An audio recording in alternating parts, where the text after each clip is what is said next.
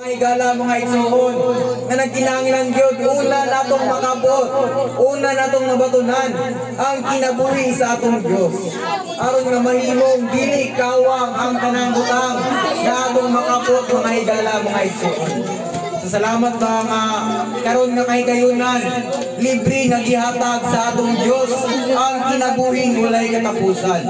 Sa mahimutang kumuhaon nato nga samtang mga buhi pata, samtang duna patay abilidad na makadawat niining kinabuhiha, nagkinahanglan nga atong dawaton ang kinabuhi sa atong Dios na mao ang kinabuhing walay katapusan. Sa mga higala mga igsoon, sa pipila ka mga gabi natong pagbalik-balik, untay dunay pagkuan ba pagtagad nato sa pulong sa atong Ginoo.